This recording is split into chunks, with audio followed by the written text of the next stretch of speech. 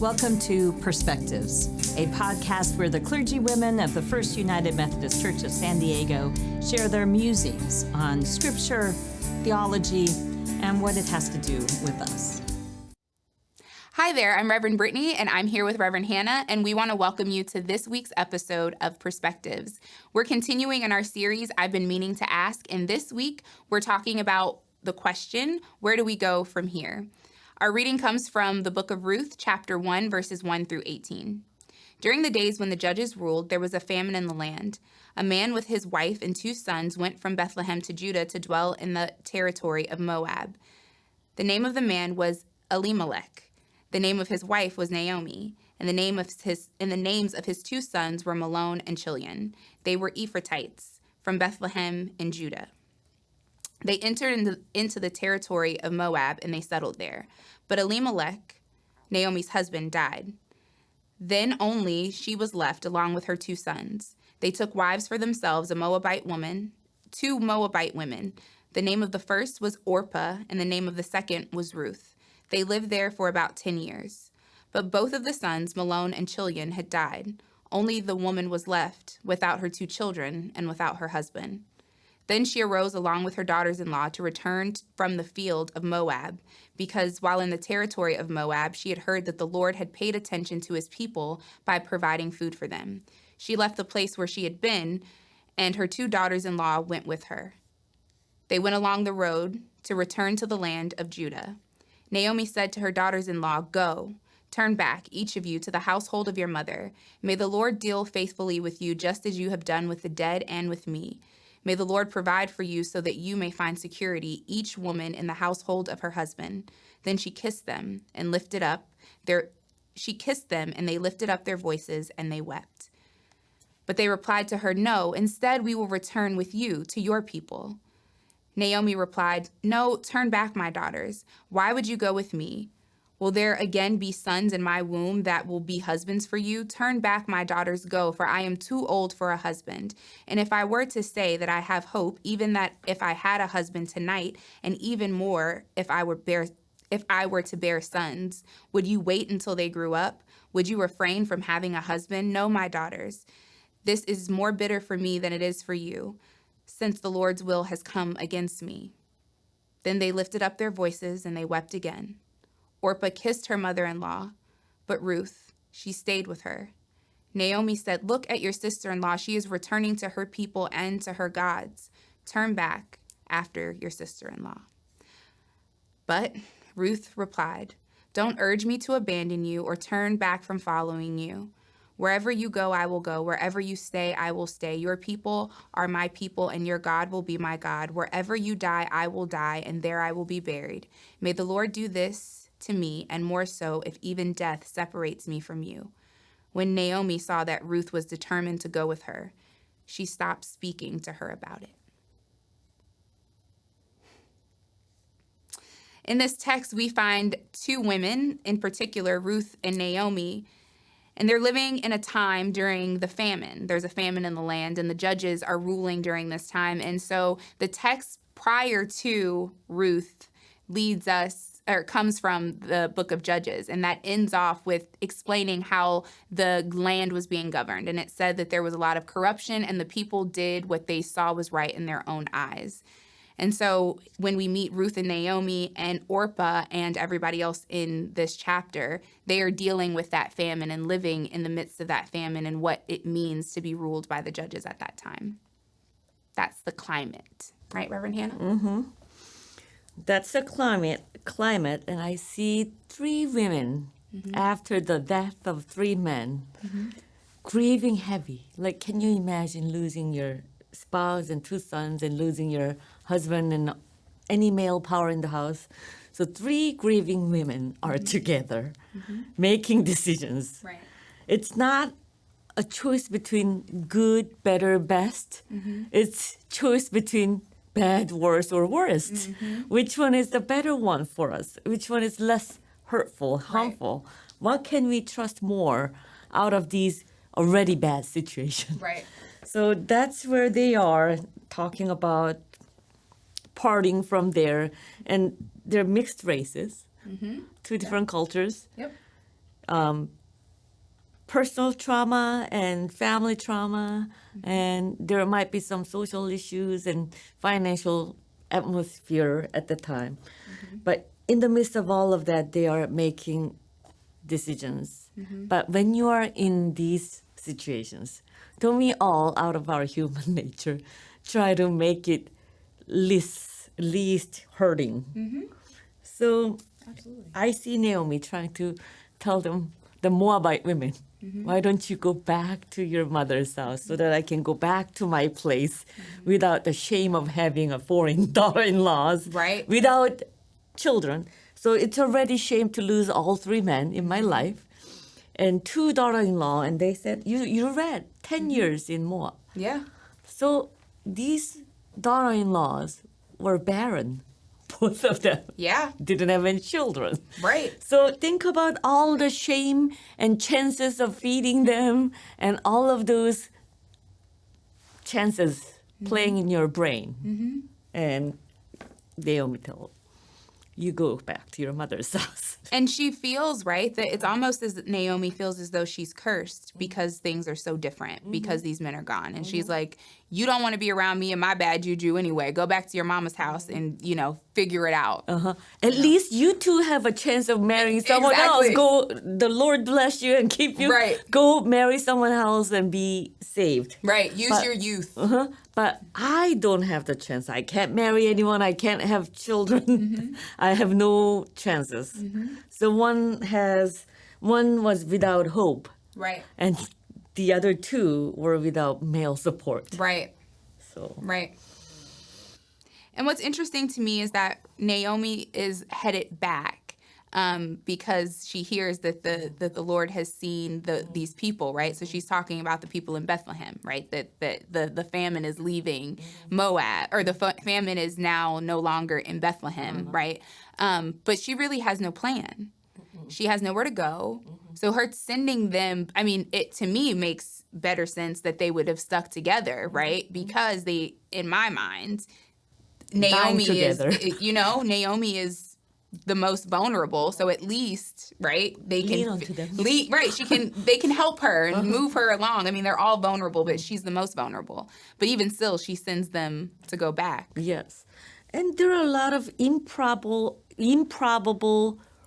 reasoning and decisions and choices and chances there. Right.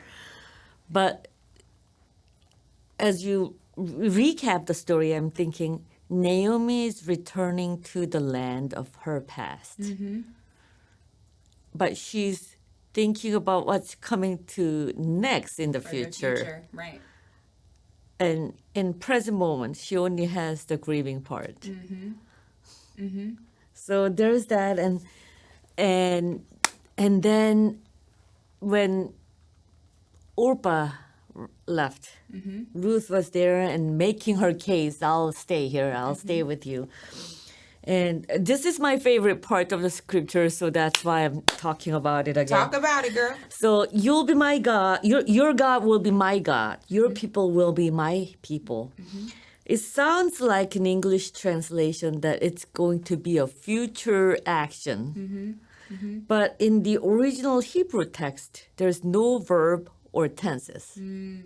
So Ruth was saying, your God, my God. Your people, my people. The first thing that comes to my mind is those ESL people who can't mix the verses and nouns and all that. But she's saying when you are skipping verb in the tenses, it's a simple tense, present. Your God is already my God. Right. Your people is already my people. Right. So at least it sounds like Ruth lives in the present moment. Right. And that guides her future. Well, Ruth realized that their lives were already so interwoven that it was going to be really hard. Like, you love this person, you've spent time with this person, you married this person's children or this person's son, and now she's left with nothing. I can't just leave you. Your people have been my people this whole time. Right? You've been a part of our culture and our community. I can't just throw you to the wolves and just leave you to your, to die alone. Yes, and that could be could have been the connection between three women. And think about two daughter-in-laws while her sons were alive without children. Right. So she was okay with childless family back then. Right. So there must have been some special connections and appreciations among them. Right. And that's lingering in their tragic events. Right. And that they're all sharing this common loss, right? It's not just Naomi is feeling it like deep in her heart, obviously, because these folks, it's her husband and her two children. But all of these women are experiencing the loss. They're experiencing the loss of social capital, right? And societal status, all of the things that come along with what it meant to be a woman during that time under the protection of a husband and sons. But also the emotional connection is lost, right? They're not there anymore. The conversations around the dinner table, or the little bickering that happens, all of that stuff is gone. Another reminder of right? You know what I mean? All of that stuff is gone now. Yes. And so, of course, in my brain, they are going to need to lean on one another in order to get through the grief cycle, the grief stages, Yes. right?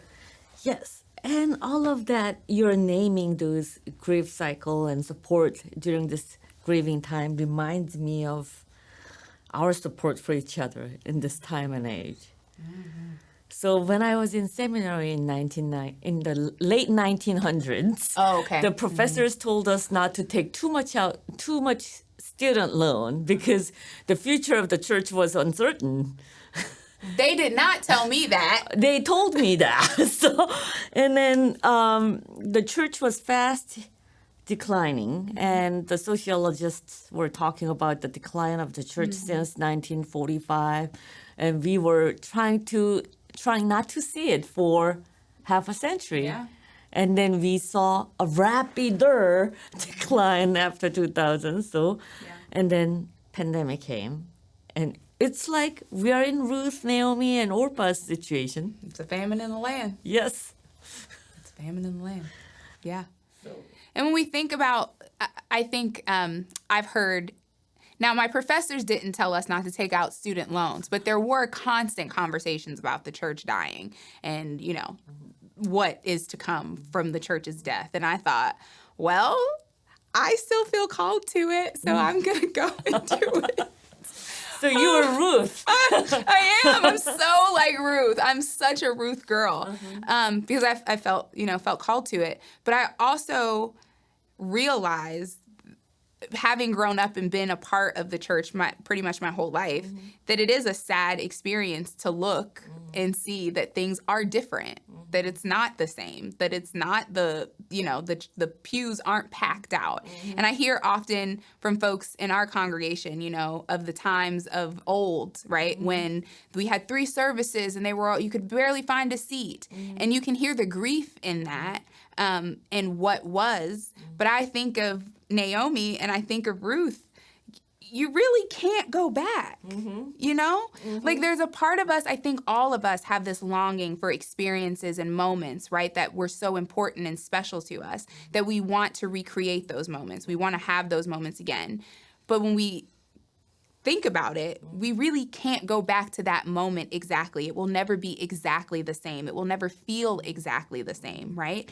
And we have to open ourselves up to go places that we never thought that we would, that we have to experience things that we never thought that we would, while also grieving the fact that when we go home, it may not look like home. It may not feel like home used to feel. And that's an opportunity for us to create a new sense of what home is. And also, you're not the same person who left the land of Bethlehem. Naomi is 10 years older, Right. and she's living with 3 less people who were supporters of her life. Right. So her experience is different, and her physical stance is different, and the culture is different.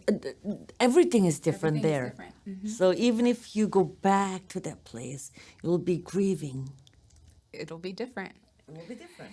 That's how I felt when we went on the Sankofa pilgrimage. We went to visit Howard University, and I'm always talking about the illustrious Howard University. Oh my gosh, if you ever have talked a moment with me, you know that I graduated from the illustrious Howard University. But there was something about being on the campus that it was like, oh, I'm not 22 anymore. You know, I'm not this person that I was when I was on this campus. And while I'm very thankful for who I've evolved into, it was just it was shocking to me to feel so flooded with emotions. Like, I'm back at a place that is so comforting, but I feel so disjointed because I'm not the same person that I was having gone, you know?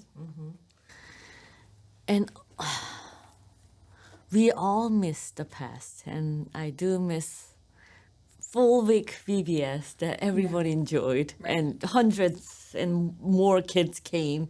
And we had 30-some volunteers in the 80s and 90s, but we're lucky if we have 30 kids in the VBS. And they have a lot more different things to choose from.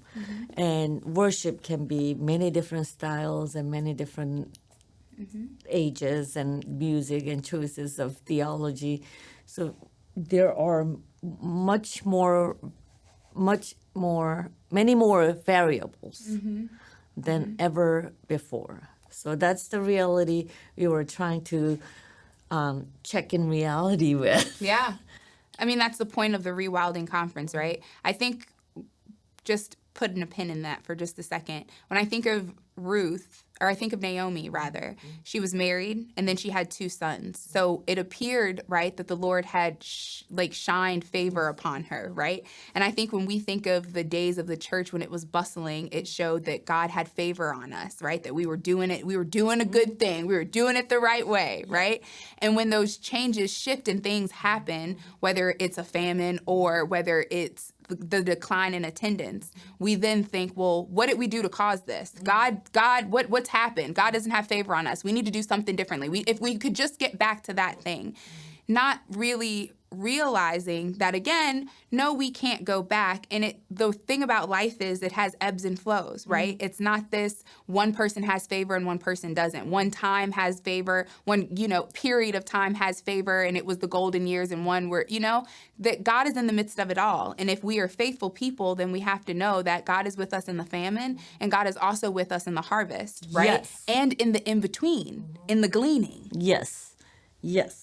And when we are in the harvest season, we don't think about the labor that had gone into this planting and taking care of the weeds and all the other things. So the heydays of the church gave us something back too. The prosperity theology. If you're good to God, you'll be blessed, and your church will be blessed, and you'll be packed with people. Right. That was the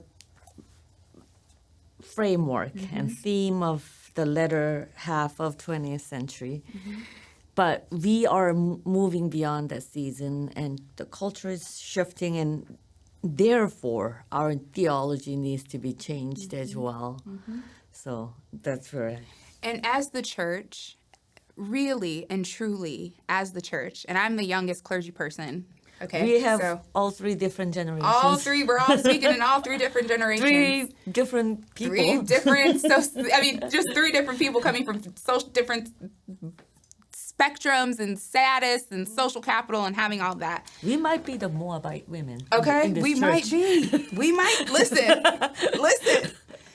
But coming from that standpoint is, if I think that the heyday is the church when we had 3 services packed out, then there's no point of me even trying, right? There's no point of me even trying, because that's not where we are now. And so we have to create a different reality to see that the world in which we're living in is different. The technological advances that we have are different. The way in which people interact are different. And also, the church has to, as we hold those moments that we cherish so close to our hearts, we also have to hold in tandem that there were people who were closed out of that, you know, that while those doors were bustling with people, there were other people who the doors were closed on, right? That didn't have that experience of a loving, thriving community, no matter which church or congregation that they were a part of.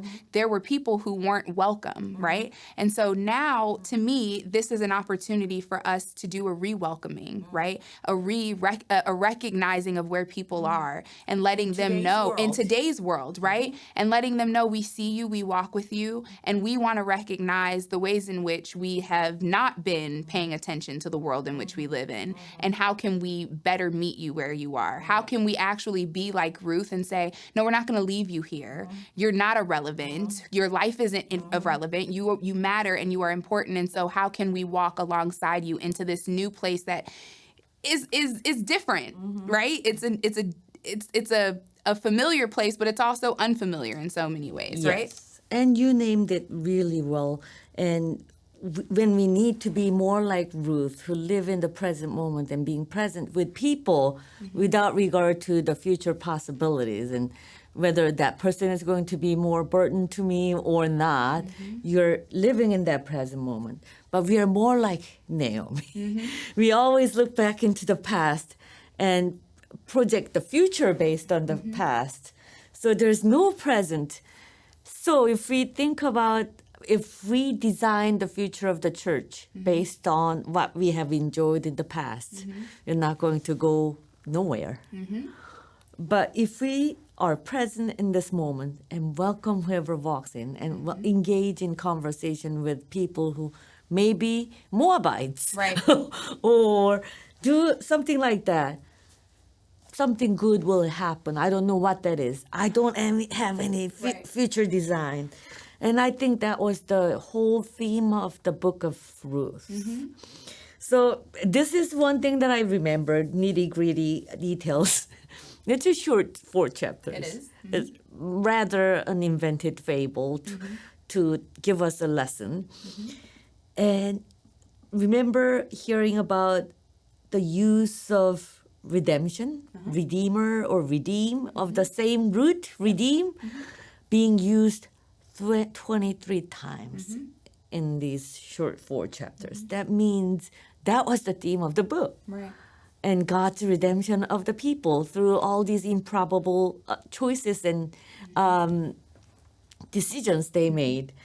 And it's more about remembering the faithfulness of God than trying to build a church with the faithfulness of the people of God. Right. So we have too much us in the church.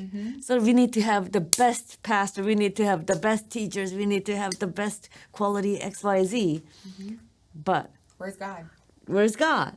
And we know that there was God in these 3 grieving women's lives, at least through these like most unlikely person like Ruth, when there is no chance. Who wants to marry me?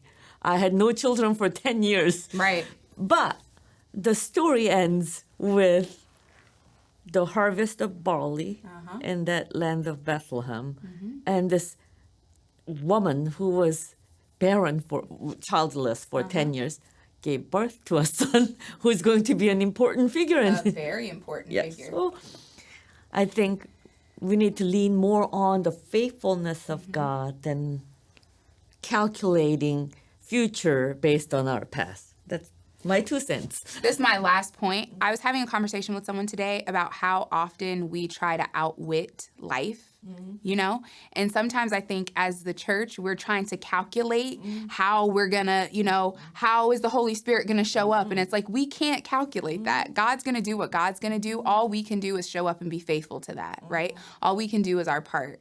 And I think that's what Ruth, to me, what she exemplifies is that, okay, I don't know what we're going to do. I don't know if we're going to die, but if we die, we're going to die together. Okay? If we when we go, we're going to go together. So no matter what happens, I'm going to bury you there. I'm going to bury you there and they going to bury me right with you, right? I think that's the beauty of what it means to be in relationship and wanting to be in right relationship with each other and in right relationship with God. Trusting the faithfulness of Right. God. Thank you for sharing your perspectives. And we've talked about our perspectives, and I would invite others to talk about your own perspective with whoever is around. And here are a couple questions. Can you name something that you long to go back to but cannot? And what's something in your life or in the church or in the world that desperately needs to change? And how do you want to be a part of that change? And these are the questions we can continue to ponder upon. That was our perspectives, and looking forward to hear more about your perspectives too. And see you next week. Thanks, Reverend Hannah. Thank you. This is a production of First United Methodist Church of San Diego. To learn more about our events and ministries and to access additional learning resources, visit fumcsd.org.